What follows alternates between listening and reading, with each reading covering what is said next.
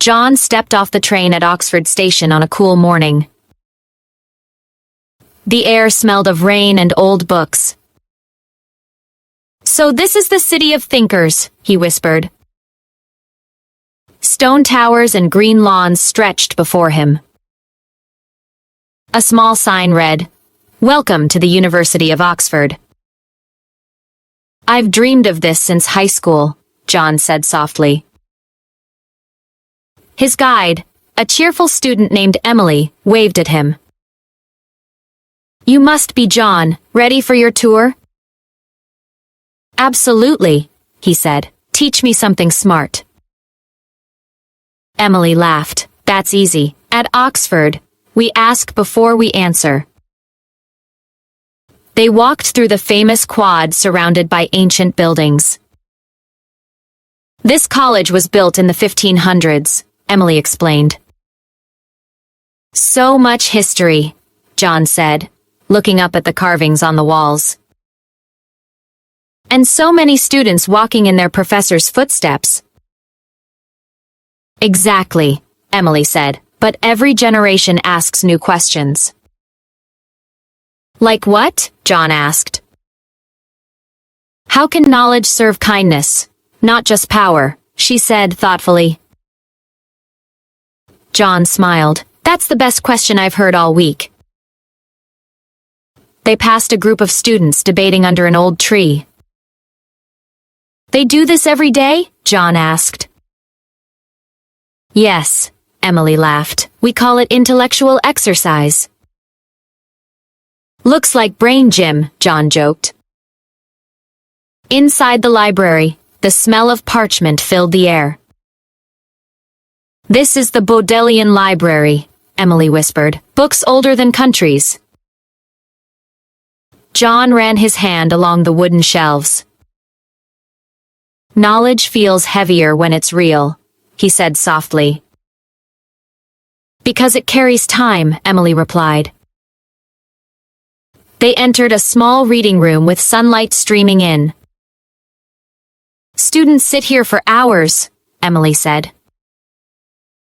"I could sit here for days," John whispered. "You'd fit right in," she smiled. In the courtyard, a professor was teaching under a tree.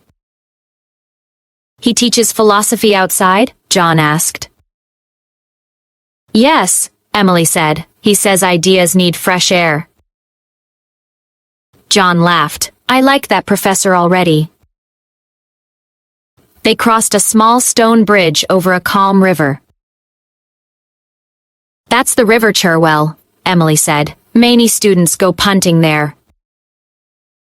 "Maybe after a few more lessons," John said with a grin. They stopped by a wall full of carved Latin words.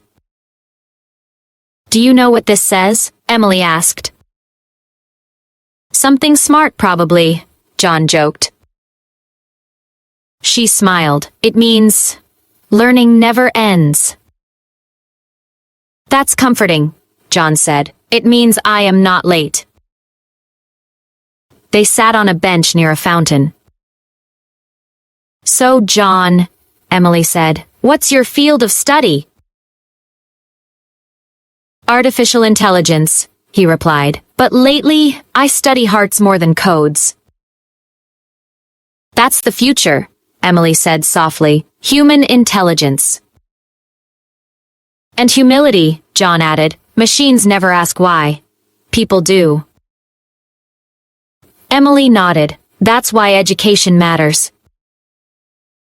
"To keep asking why," John said. Bells rang from a nearby chapel. "Time for the next tour," Emily said, standing up. "Mind if I stay a bit?" John asked. "I want to write something." "Of course," she smiled. "Oxford always welcomes thinkers." When she left, John opened his journal. He wrote, "True learning begins when ego ends. Wisdom grows best in quiet hearts." A gentle wind turned the pages of his notebook. He looked up at the stone towers glowing in the sun. His 80th bucket list dream had come true. Knowledge with humility.